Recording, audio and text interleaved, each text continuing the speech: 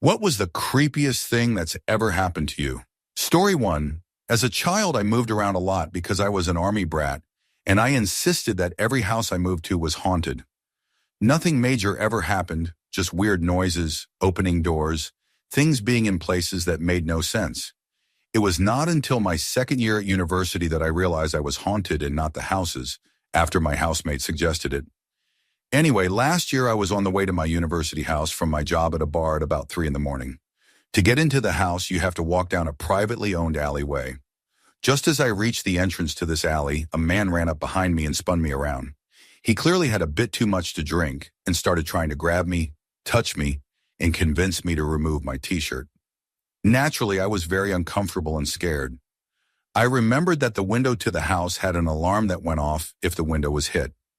I figured if I could get down the alley and hit the window, my 2 male housemates would wake up and help. The only issue was that every time I walked down the alley, he would grab me again. After maybe 5 minutes of a struggle, the man hit me. Next thing you know, the alarm on the window went off, waking up my housemates and scaring off the man. The next day, the police were called. We gave them access to the closed-circuit television footage at either end of the alley, and the man was caught on tape.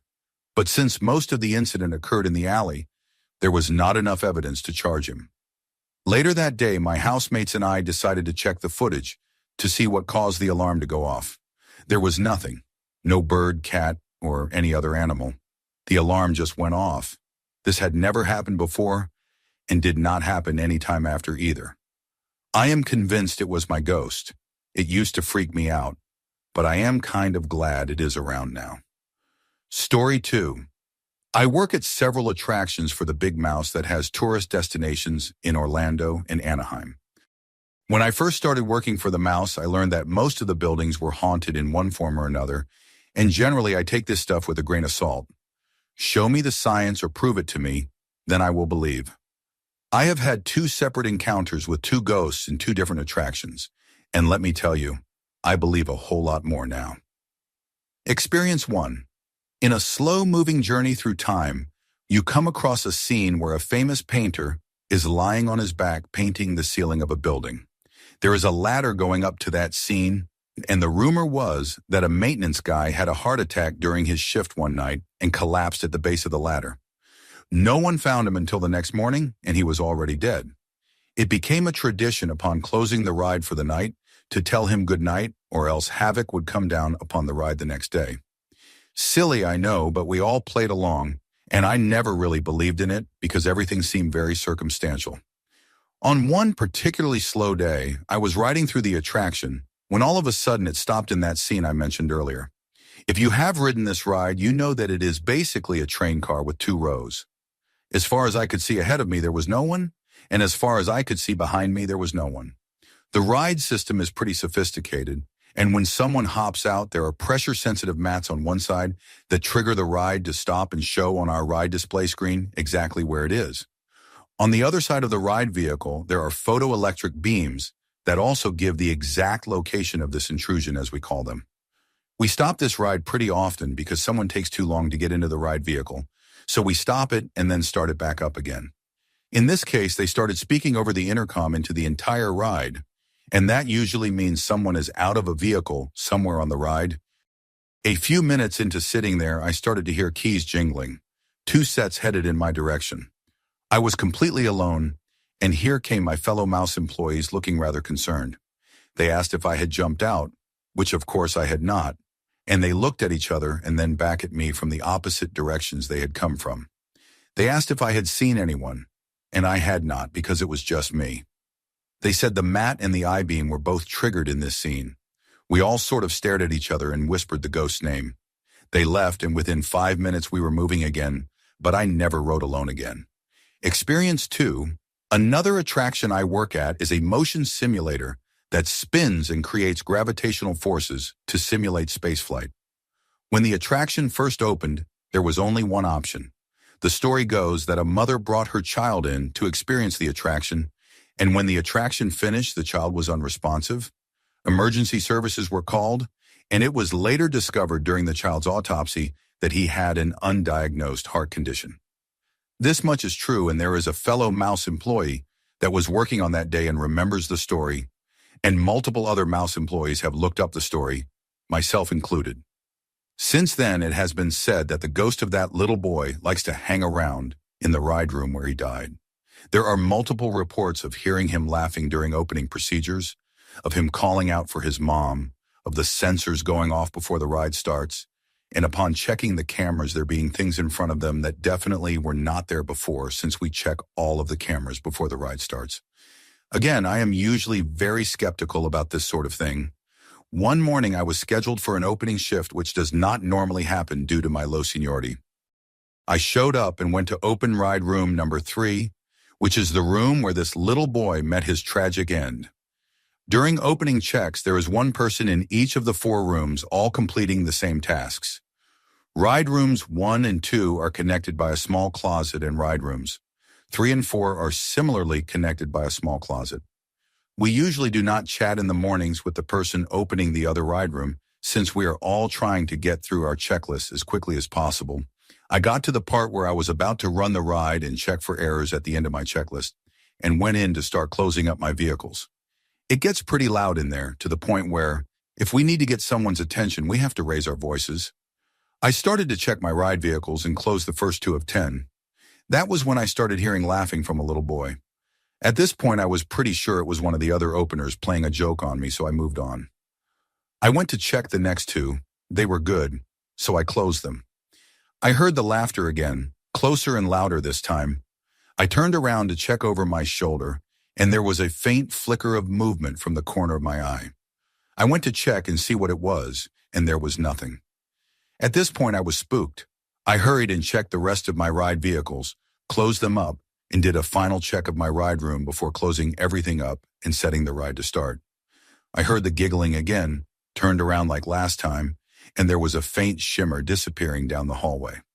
Of course, I chased it to see what was there. It turned out to be nothing again, so I went to the other ride room to see who was opening over there.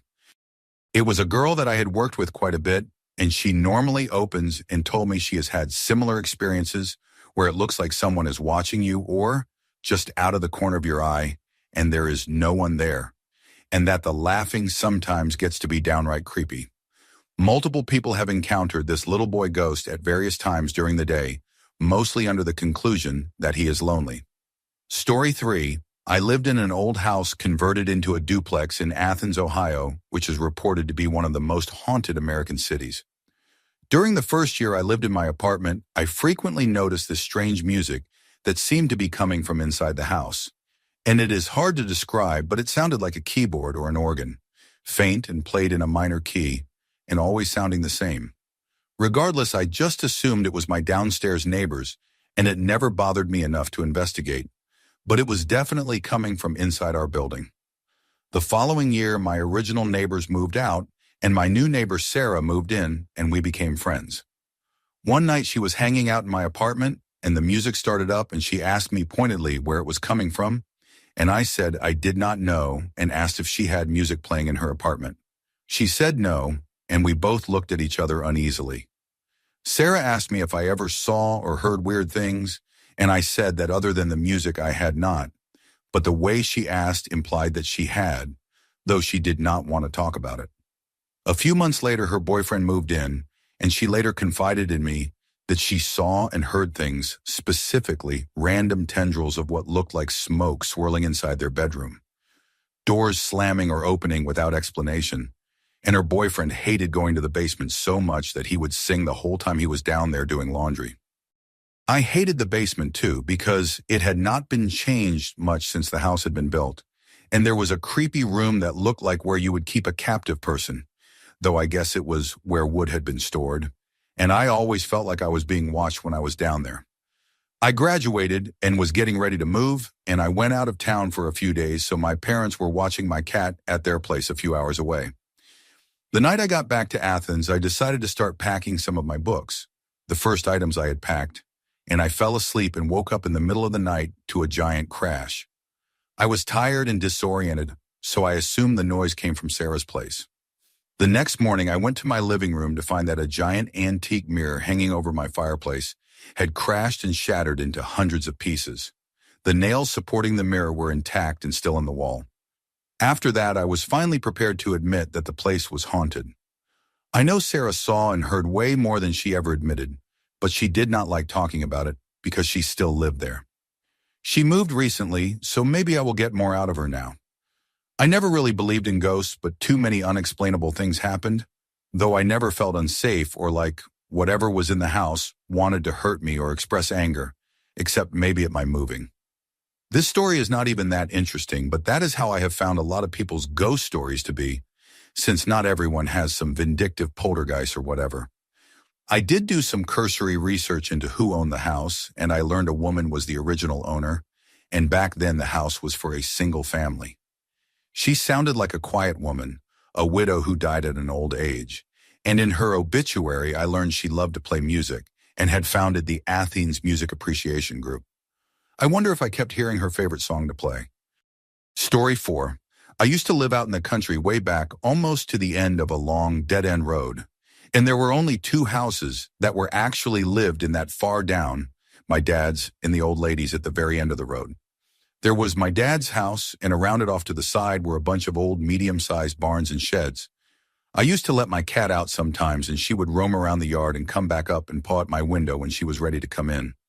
One night I had done just that, but after a long while I got a little concerned because she usually only stayed out for an hour or 2 tops. But it had been way longer. I decided to go out and get her.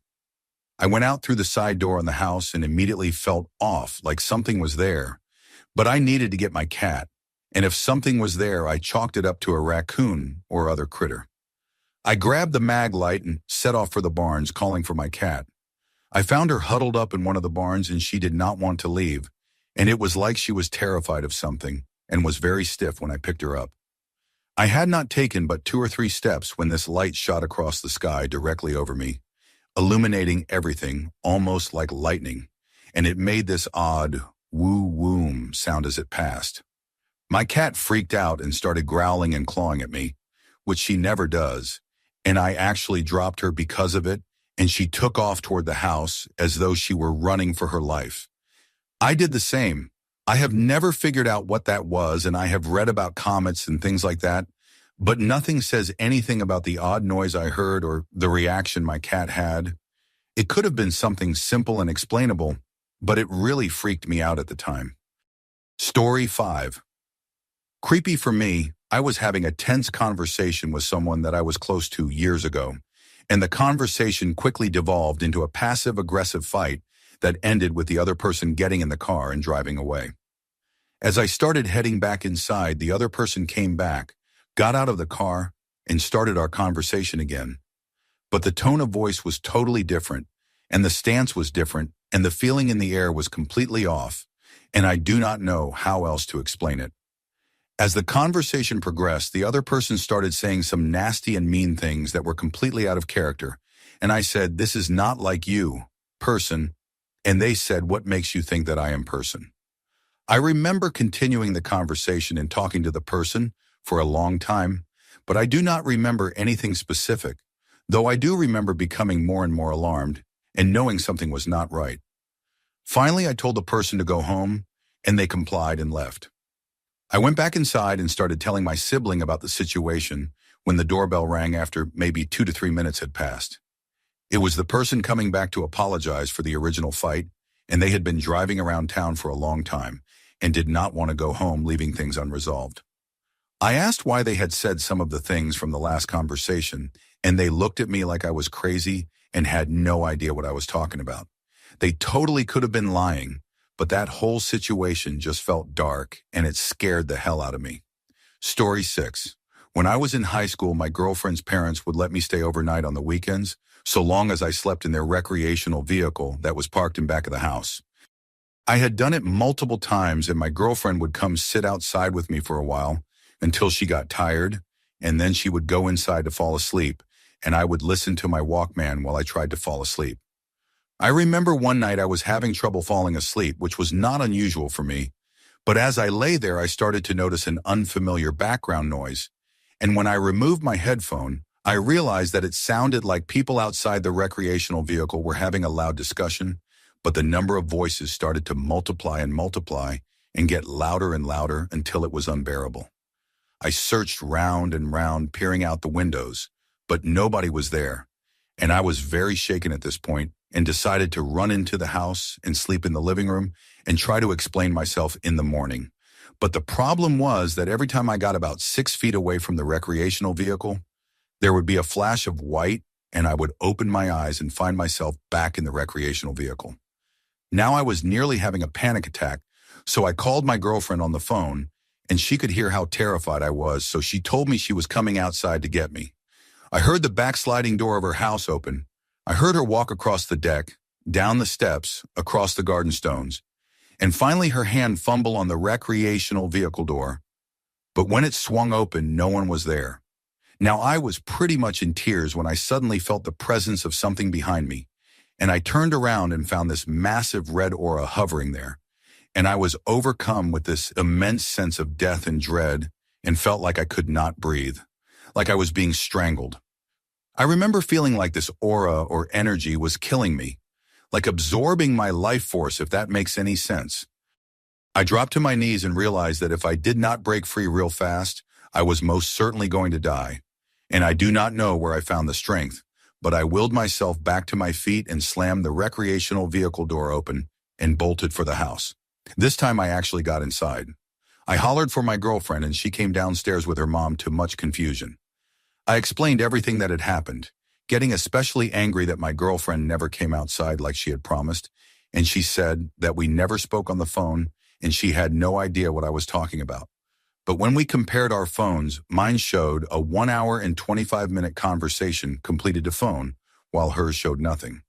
That was when she and her mom started taking me seriously and began to look quite scared themselves. The rest of the night was uneventful, and her mom let me try to sleep on the couch.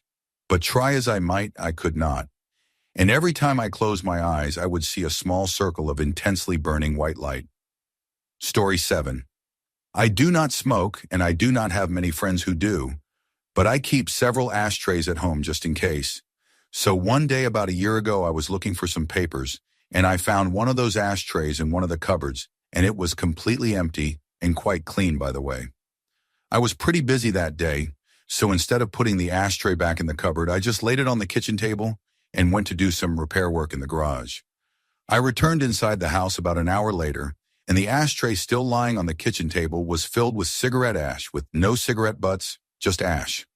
I felt a faint scent of cigarette smoke in the house, definitely not as strong as I would have expected judging by the amount of ash.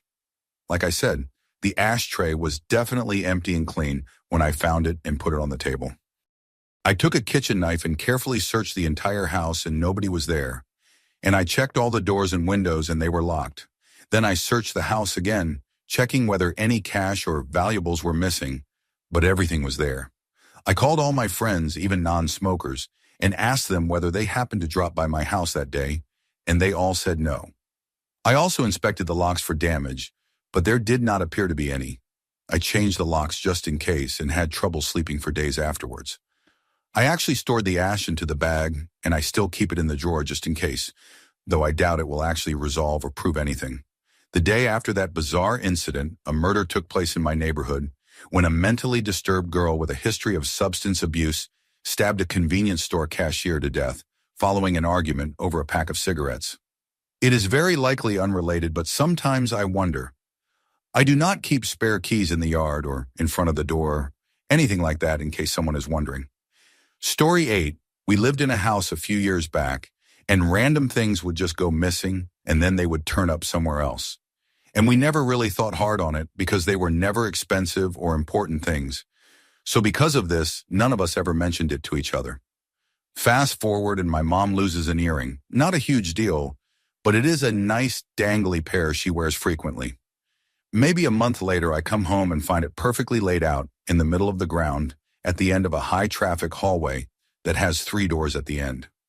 I take a photo and show my mom when she gets back, give her back her earring, and we discuss the oddity.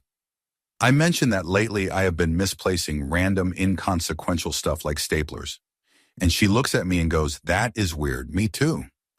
Our housemate gets home, and we mention it, and he goes, "Oh man, so weird. My razor vanished for a while, and I found it back on my sink one day. So basically, we are all convinced there was a friendly ghost attached to that house that just misplaced things to let us know they were present. Story 9, I had a span of time where multiple things happened to me. Not much, since as I am in college now, but here it goes, and here are a few stories. Some are related, and all happened at the same house. When I was in 6th grade, my friend was over my house, and we were taking turns playing the PlayStation, and I was lying on my bed as it was his turn. The lights were out, and it was about midnight at this time. As I was laying there, I noticed from my left peripheral that there was someone there, and I saw a face, an all-white face with blacked-out eyes, and quite similar to what Michael Myers' mask looks like, but with no hair. This face started to slowly turn in and look at me, getting closer and closer, and I jumped up quickly and turned the light on, and then there was nothing. I was freaked out for the rest of that night. A few years later, I believe I was in high school and I was playing Xbox and my mom was sitting on the computer. I was playing Call of Duty Zombies and she was playing a dice game, so I can be certain this was not from that, when both of us heard a very loud man say, "I am home," but dragged out. We both just looked at each other wondering what the hell had just happened. Later that night, my mom was in her room just petting one of our cats. And as she was petting him, she was saying, "Hi, Vadi. His name is Vader." And after she said this, she said that someone mimicked back to her hi, almost as if she was being mocked. A few months later, once Halloween approached, we had seen something else, and we had our house all decorated, and it looked pretty scary. Scary enough that I decided to use my uncle's camera to take a picture of our house. Upon further inspection of the picture, I noticed something quite scary, and I zoomed in on our door, and we have a glass door that opens first before the main door. And I saw within the glass a face that had human characteristics. However, the eyes were blacked out, very similar to the thing I saw when I was younger. Story 10, I was a manager of computer repair for a retailer a couple years ago, and we had a client's computer in the back running various malware and virus scans, and I was doing morning paperwork in the back near the computer. This personal computer had its screensaver on displaying random photos from the My Pictures folder. Various family members, children's birthday parties, the usual stuff. Then from the corner of my eye, I swear to God, I saw a picture of a woman from the shoulders up with her throat cut. As soon as I realized what I was making out, I directed my full attention, and it was back to photos of a car show. As the day went on, I thought nothing of it and proceeded to continue my work until I was bringing another customer's personal computer to the back to work on, and again from my peripheral, I could have sworn I saw a bloody body bound in a trunk of a car. At that moment, I began to freak out, and I grabbed one of my employees and explained to him the situation. We then sat for 10 minutes and watched the screensaver, since it is against company policy to search through the client's personal files without absolute just cause. We then proceeded to see a photo of 2 bodies in a shallow grave out in the woods and another photo of a severed hand down in the kitchen drawer. I then went and got the general manager and informed him of the situation and had him view this screensaver. We then felt that it would be in everyone's best interest to contact law enforcement. In about 15 minutes, the owner of the computer and another gentleman showed up, and I proceeded to tell him that his computer was not ready, and it would be a while. He then informed me that he was called there because someone reported that we had found some photographs of a grisly murder. I showed him his computer, and then his partner began to laugh at him. Apparently, he went against police policy and took some of his work home with him and had never noticed his work photos were being used as a screensaver. Story 11, I used to drink with my ex's mom's ghost, so I am really good friends with my ex's cousin, and he used to house watch for his family who lived out of state, and their spare house that he watched had an indoor pool, so of course we had to drink there all the time. My ex's mom had some serious alcohol issues and died of intoxication on that property about 15 years prior to this. A lot of people we brought over there claimed to see the ghost of Debbie, but I had not seen her yet. Well, until the day I broke up with her daughter, and that night Debbie slammed a door right in front of my face. I instantly knew it was her, though I was not scared at all. I knew she should be mad at me because I left her daughter to hang. About a week later, I was going to meet my friend over there to chill, but he told me to just let myself in because he was a bit behind. So I ended up pouring myself a drink and sat down at the grand piano. For whatever reason, I felt the need to tell Debbie my side of the story and let her know that I really did love her daughter. and it really was both of our faults why we had to go our separate ways. After feeling like a fool for talking to thin air, I poured another drink and started playing the piano until all of a sudden I felt a really cold hand on my back, but no one was there. I felt really comforted by this though, as if she put her hand on me to let me know she understood my position. That house is sold now and no longer in that family, but I live a few miles away, and I still drive by every once in a while and wonder if the new owners have seen Debbie as well. I kind of want to stop by and ask, though I also do not want to creep out the new owners, so I just let it go. Story 12. So when I was 18 and in my freshman year of college, I was out on my own for the first time in my life, and I learned the hard way that I never developed any kind of internal structure in my life, and that my parents always making sure I did my homework and went to class was something I relied on. Long story short, I did not do either of those things and I got straight fails. The writing was on the wall for a while, but it was all still a huge shock to a guy who was all A's and B's and got like a 15,000 scholarship. I am not sure what happened, but I found myself sitting in this big bay window on the 4th floor of my dorm, about to throw myself off. I was ready. I had to convince myself that I was never going to be the person everyone had expected of me, that I was worthless and good for nothing. I had not exercised for 3 months. I had isolated myself from all my friends. I leaned forward and I swear I felt a tugging at my shirt pinning me in place. I knew I wanted to, I had to, and I could not face my parents as a failure. But something kept me on that ledge until some passers-by saw me and had the resident assistant come and talk me down.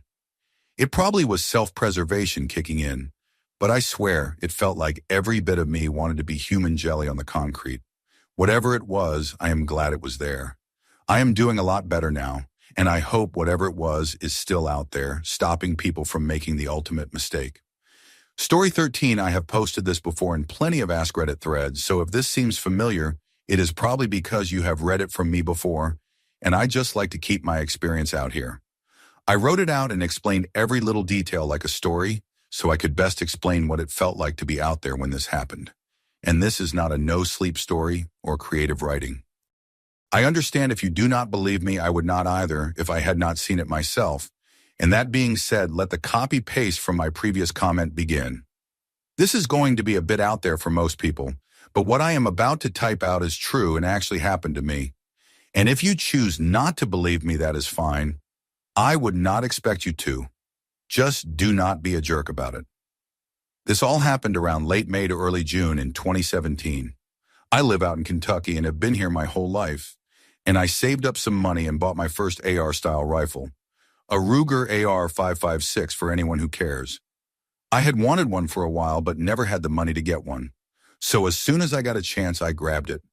I needed to sight in my gun after I bought it.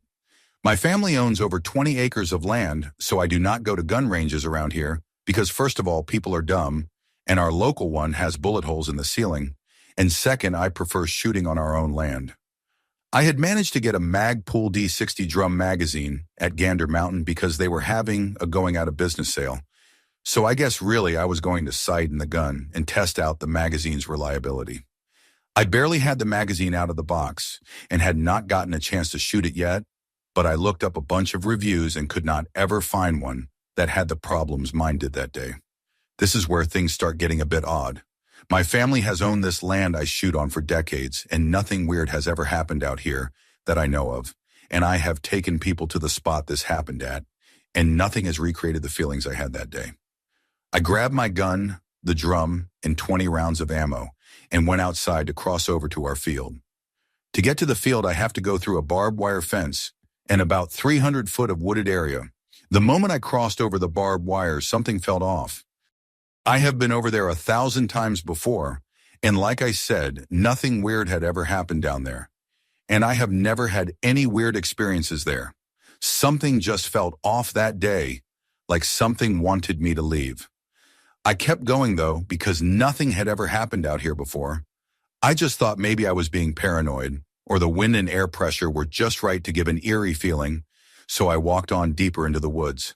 The further I got, the stronger the feeling was, and I felt like I was being watched, like something nearby was just staring into my soul. I kept going. I got halfway, and this feeling was borderline unbearable. I stopped dead in my tracks and thought to myself, something is off. Like I have said 1,000 times, nothing like this has ever happened before. I knew something was going on now. When I grabbed my ammo when I left home, I did not load it into the magazine because I wanted to hurry and get to the field so I could get everything set up. This is where I listened to that gut feeling. I stopped dead in my tracks and loaded the magazine with the 20 rounds I brought. Something told me that something was not right and I needed to be ready just in case.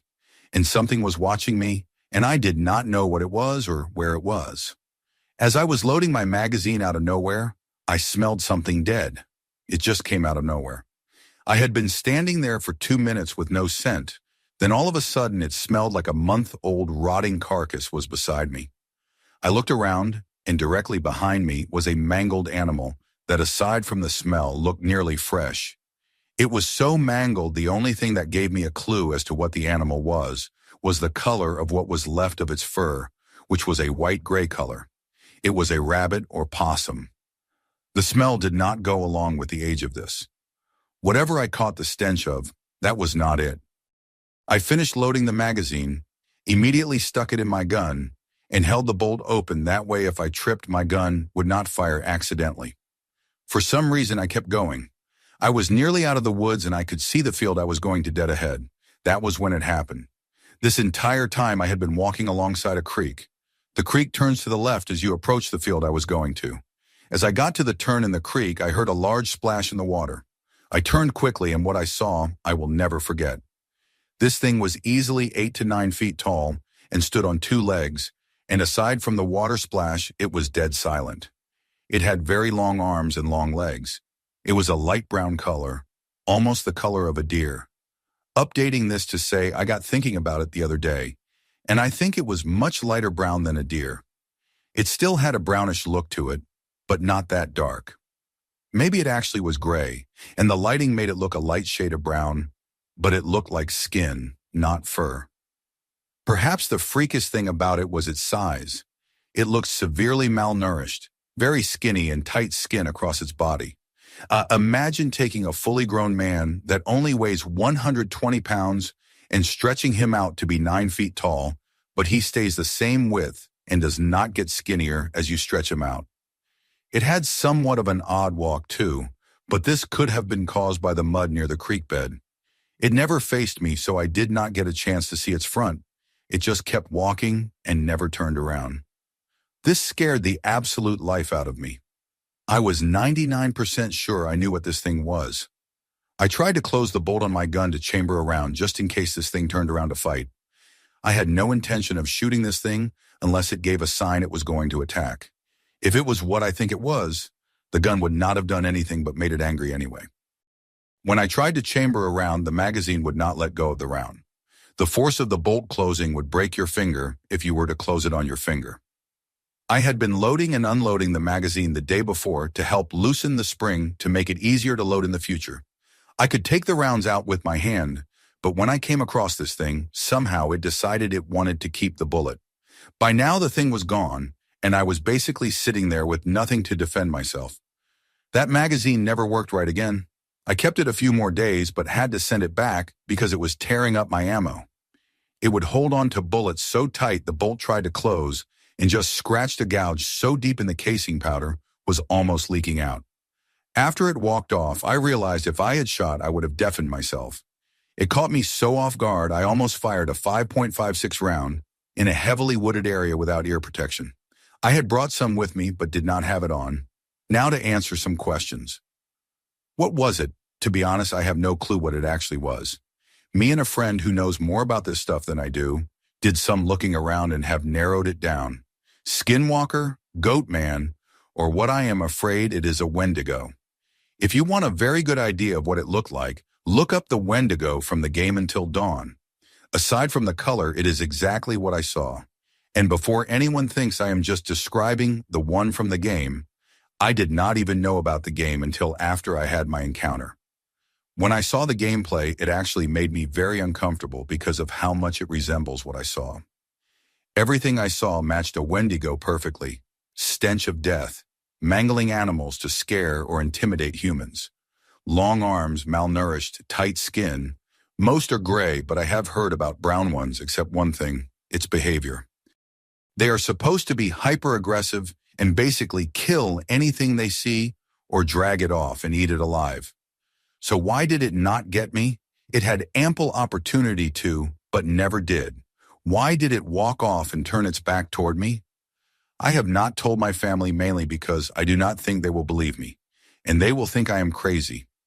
I think my dad could have possibly seen it or something else at one point too. Before I saw it out of nowhere, he started burning sage around the house, saying that he liked the smell, even though he has never said he liked it before and has never burned it here before. Now for some info about the land. In case anyone did not know, the Wendigo is a Native American legend. They are a human who resorted to cannibalism, and a Wendigo spirit took them over after they ate and turned them into this monster. I live in Kentucky. There were and still are Native Americans here. I find tons of flint every year on my family's land, the same land I saw it on, and an occasional arrowhead. They were definitely on my family's land. My mom has a lot of Native American blood in her, so that means I have some too. And now for the most important part of the story, me and a friend who I have told the story just realized 2 weeks ago that there is a Trail of Tears site less than 5 miles away. Just checked, it is actually just over 2 miles away from my doorstep. It is entirely possible this thing could have come from that. Story 14. This incident happened to my aunt and uncle, who are very straight-laced, wholesome Christian types, and it was the mid-1990s and they had just been married. They were looking for their first place together and were on a budget as both had just gotten out of college. They found an apartment that was affordable and made an appointment to check it out. When they arrived, they noticed the apartment building was adjacent to an old cemetery, and the woman showing the place mentioned that previous tenants had mentioned strange activities in the apartment, drawers being opened, doors slamming shut. But overall, the incidents were few and infrequent, if you believe in that sort of thing. They did not think much of it, and they were not the spooky type, being Christians and all, so they went ahead and got their first place. She said as soon as they got in the apartment, they noticed things being moved. Drawers opening and closing, items gone missing or moved. She said there were incidents almost daily, but that they just tried to ignore it. The third or fourth day they were in their new place, my aunt had just showered and had crawled in bed next to her husband as he had showered before her. For your information, my uncle usually leaves the room when my aunt recounts this story, as it is too creepy for him. So my aunt had just crawled into bed, and my uncle was above the covers reading the paper. She was exhausted and closed her eyes to start relaxing before sleep. She says her husband then turned to her, not saying a word, and started giggling and poking at her like a playful kid kind of thing, then started grabbing her arms and legs. Sort of play wrestling, if you will. "What are you doing?" she exclaimed, to which he did not reply. And she also said he had an odd look on his face that she had never seen, and it was just out of character.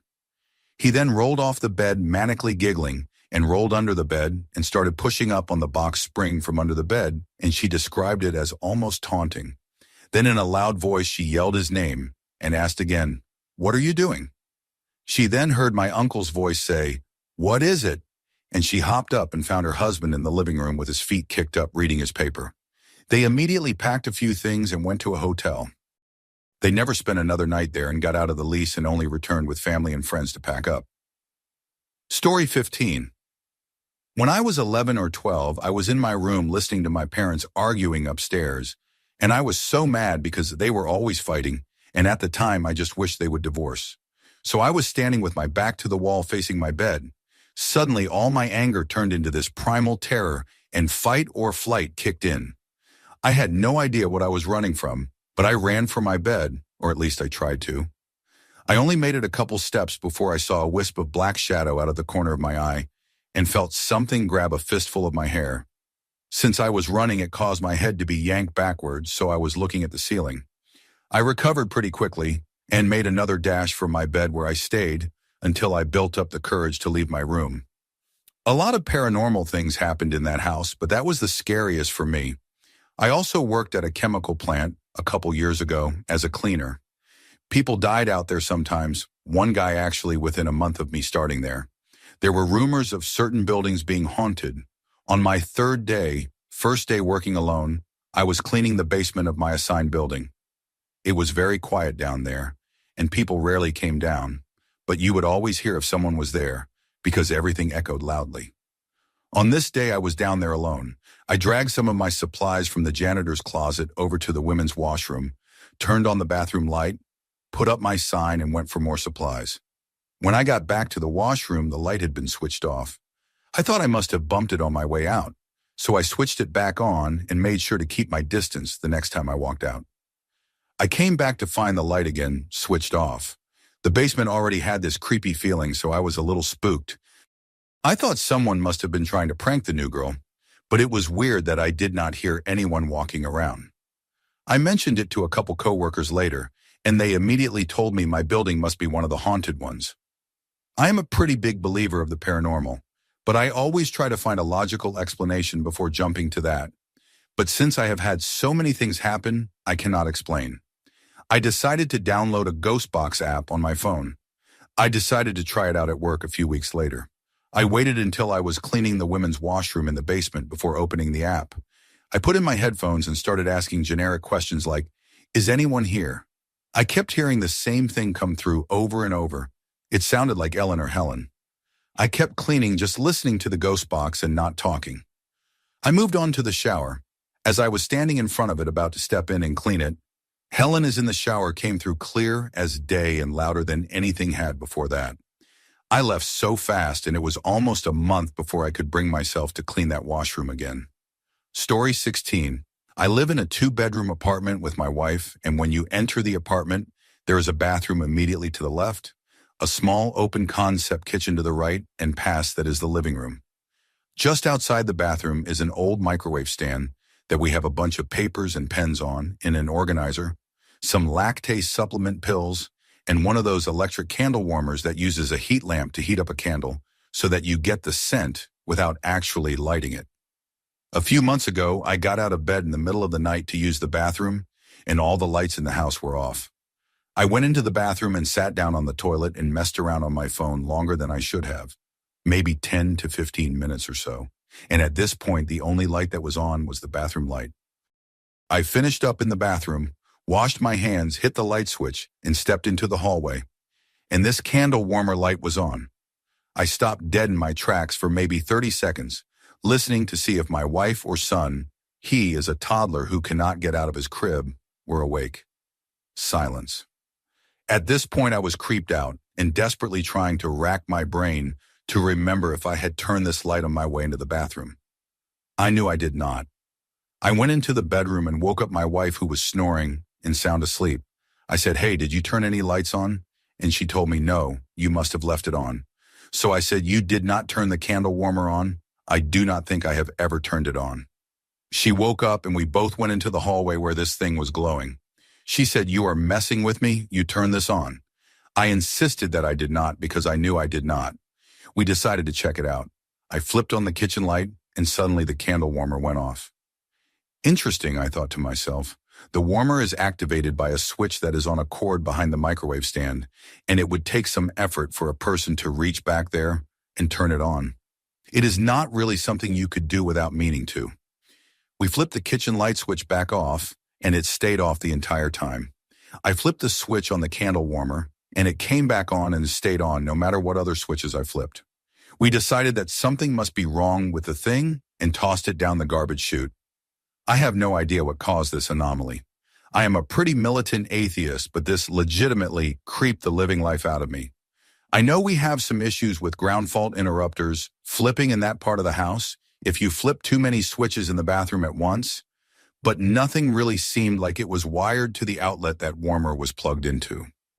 Story 17, I was working at a mall under construction, and it was slowly becoming winter where I am, so that means 5 in the evening, the sun goes down, and 6 in the evening is dark. It was after 5 in the evening, and the mall did not have lights, so we had to work by our work lights. We were the last guys on site, and because he had first aid, my boss and I could work alone. At one point, my boss asked me to go do something in the bathrooms at the back. The bathrooms were down this long hallway, this really long hallway, Lots of turns and such, with no lights besides my phone. So I got to the one bathroom and I was underneath the sink just trying to level out the counters when my phone crashed and it had to restart. I noticed I had like 4% battery, so I turned off the light and figured I would open a door further down the hallway and it would give me some light that I could get used to. At this point, I just needed to silicone the counter to the cabinet, so I did not need much light. I heard something down the hallway after like 5 minutes.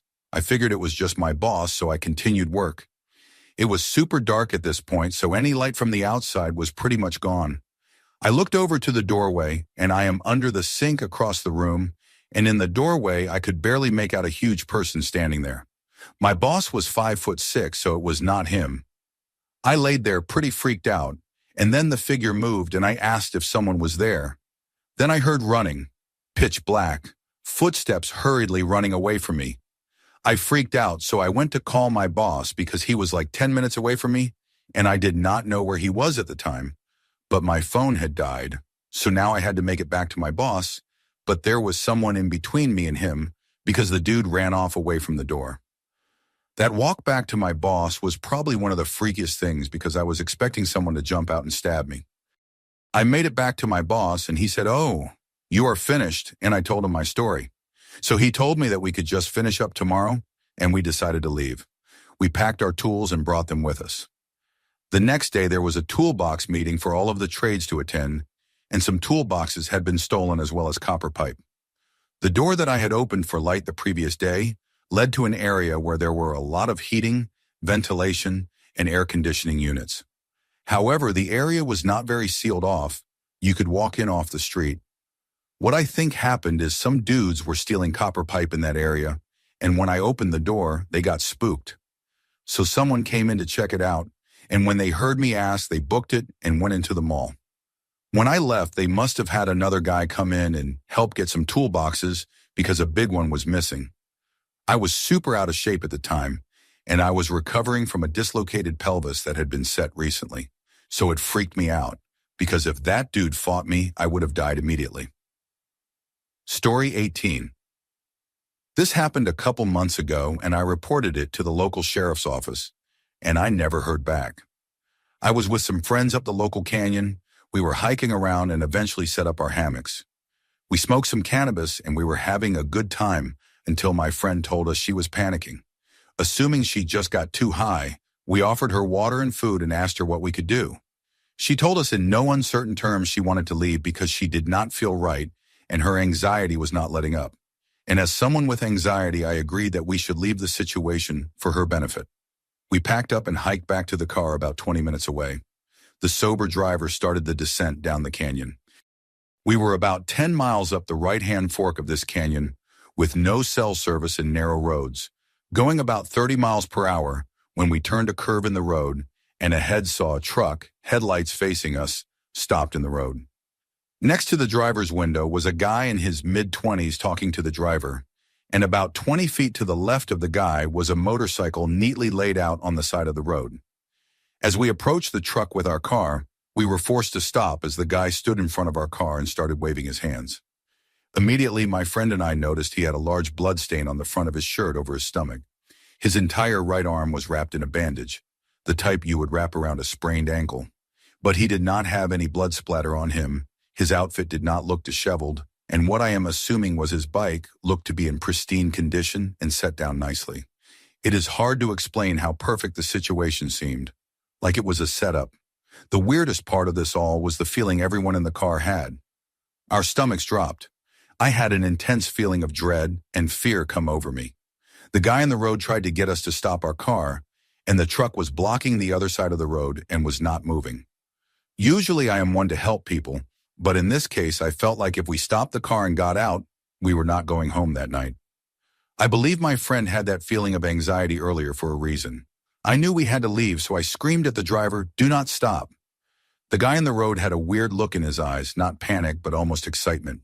She kept pushing her car forward at about 5 miles per hour for the longest 20 seconds of my life, and eventually he realized she was not going to stop and he moved. We hauled down that canyon. The driver and I felt that we had made the right choice to keep driving and not stop, and so did my friend, who had anxiety issues earlier. The other two in the car thought we should have stopped and helped. The five of us all agreed, however, that everyone had a creepy feeling from the situation, and it did not seem right. We do not believe he crashed or really needed help. We think it was a setup. I found it odd he was walking up the canyon for help, and that he tried to stop a car full of 20-something girls for help when there were other cars coming up and down the canyon at regular intervals. It all seemed sketchy. We got out of there and reported it immediately when we had service. Dispatch told us they sent a couple officers up there, but we never heard anything about it. We looked in the local news for the next few weeks and saw nothing related to what we saw. It was weird. Story 19. I bought my house in 2008. It is an old Sears and Roebuck's kit house built in 1923. When I purchased it from the realtor, she said that an old retired city utilities worker had been the only owner of it before I bought it and said that he had maintained it fairly well. She was not wrong either. The only thing it needed was a new roof. I kind of wondered why it had sat vacant for a few years. I found out why a few months after buying it. While moving my stuff into the place I was storing everything I would not need immediately in the basement. It was a finished basement, so it was not too awful. But I kept hearing noises while I was down there sorting my stuff into things I would need soon, and it can wait piles. It sounded as if someone was pacing from my kitchen to the front door and back. Then a few weeks later, I was down there grabbing some things. I heard a piano above me. Not a grand piano, but a piano you might see in a church. Not an organ, but a smallish piano. I could even tell you what song it was, How Great Thou Art. I did some research on the place. It turns out the retired city utilities worker had died in the bathtub. It was not anything horrific. I talked to his daughter. She just happened to work as a pharmacy technician at the pharmacy near my house. She told me that he had a massive heart attack while he was in the tub. She came over for dinner and found him there later that night. I expressed my sincere sympathy for having to deal with such a traumatic experience. The very next Saturday, I was out doing some yard work, and this little old dude came up to me. I shut down the weed eater and had a chat with him. He said he used to live here, and that he wanted to look at the place one last time before he moved away. He was pretty feeble-looking, so I was not too intimidated. I invited him inside for a glass of iced tea and to check out what I had done to it since he was last in there. He politely declined, said the outside looked beautiful, and he was certain that the inside looked just as good. He expressed his gratitude that someone responsible had purchased the place. He walked away. I started to pull the cord on the weed eater and then thought of something else I wanted to say to the man. To my surprise, he was already gone. Weird. I did not see any cars drive by, and I was positive he could not have walked down the block and around the corner in the span of 8 seconds. It just was not possible. The noises I heard in the house went away after that. I think that little old dude I talked to was the ghost in my home, and he wanted to be sure I was going to take care of the house he bought and built. I still own and live there, and I hope I am taking care of it as good as he would like. Story 20. My best friend called me one night telling me his roommate was having a problem. We were all 18 or 19 at the time, in the days when people did not really have cell phones, brick Nokias at best. Some weird stuff had been mentioned to me, but it was stuff you could blame on neighbor kids, like banging on the outside walls that faced a field. His roommate's house was at the end of the road in a desert town, so the closest neighbor was a football field away at least. Thinking someone was messing with them, I rallied the troops and we got there. This guy got the house from his grandfather and inherited an RV, the house, and a couple vehicles. Both of them looked sleepless, but not much happened at first. I was the tallest by far, being over 6 foot, and there was a ceiling drop-in right in the living room. I noticed it open a few times and closed it, but by the 3rd time I had everyone try to reach it. There were 2 drop-ins, and without a ladder, no one but me could reach them. About 1 o'clock in the morning, we started hearing thuds on the wall facing the field. My friend said, "This is how it starts." One guy brought a shotgun for some reason, but we headed out to stave off whoever it was. All of us went. No one stayed in the house. I kept looking back at the house to make sure no one was sneaking up on us, but I saw what looks like someone in a hoodie standing in the middle of a big window in the master bedroom. I pointed it out, and we all ran back up to catch the person. There were only 2 ways into the house, both in the front. We split the group and went both ways around. No one came out. No door slams, no running, no one inside. The master bedroom had white walls, nothing hanging on the walls, and the closet closed. Nothing that could be a dark anything to deceive us. Other weird stuff happened, but the crazy one is that the guy who owned the house went into the bathroom. After he left the living room, the drop-in opened in the living room. We heard his voice in the attic start laughing weirdly, and then a pipe wrench came flying out. 3 of us ran to the other drop-in, which was closed and had no ladder. We heard some scuffling, so I reached up and scooted the drop-in open about a foot and nearly lost it, looking at my friend's roommate's face staring at me with a very disturbing smile. I stumbled back and he was gone. I went straight to the bathroom and opened the door to find this guy on the toilet taking a dump, and I had scared him in doing so. No entry into the attic from the bathroom, no windows in the bathroom. I cannot explain it, and I am not the only one who saw these things. Story 21. My husband, kid, and I live out in the middle of nowhere on a plot of land that is about 100 acres.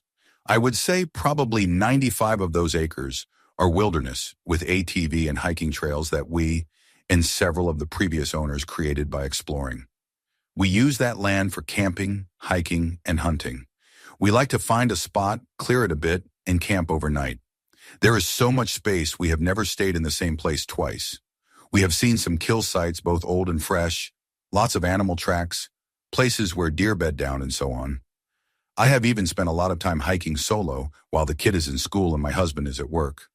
Whether alone or with the family, we always carry a firearm for protection. A few weeks ago, we decided to load up our camping gear and start a new trail. We mark the trails we make with spray paint on trees. We were pretty far in the woods, having hiked almost an hour when the atmosphere seemed to change. I do not know who noticed it first, but my husband, who was leading the 3 of us, turned around and gave me a concerned look. The birds had stopped chirping. The insects were quiet. There were no sounds around us. When in the woods, complete quietness is rarely a good thing. We continued onward, hyper-aware of our surrounding, while our kid continued merrily talking. We came to the stream that marks the midway point of our property. We stopped for a few minutes, my husband and I in a stare down with each other. We both felt something was off but did not want to scare our daughter. I finally broke the silence and said I suddenly did not feel good and that we should go home. My husband nodded in agreement while our daughter voiced her protest. "Too bad, kiddo." We turned around and started back. After going a few hundred yards still in silent wilderness, I looked to my right and saw a person crouched down in a ghillie suit about 150 feet off our trail. I am positive they saw that I noticed them, but they never moved. I cleared my throat to get my husband's attention, and when he looked back, I put my hand on the gun in the holster on my hip, which caused him to readjust his rifle in preparation for anything. I sped up my family and we hurried back home. I told my husband as soon as we were inside. We decided to call the police and report the trespasser. We filed a report and were told to call again if we saw anyone. A few days later, my husband and I went out alone and set up a bunch of deer cams. We did not go back out into the woods for maybe a week. Then he and I ventured out to retrieve the cam footage. Out of the 9 cams we placed, we caught a person in a ghillie suit in 2 images. We handed copies over to the cops to go with our report. We have not gone back out since except to check the deer cams. We have not gotten any other trespassers. It freaks me out even more to think of the few times while camping that we heard walking near our tent in the middle of the night. We always assumed it was curious animals, but now I'm not so sure.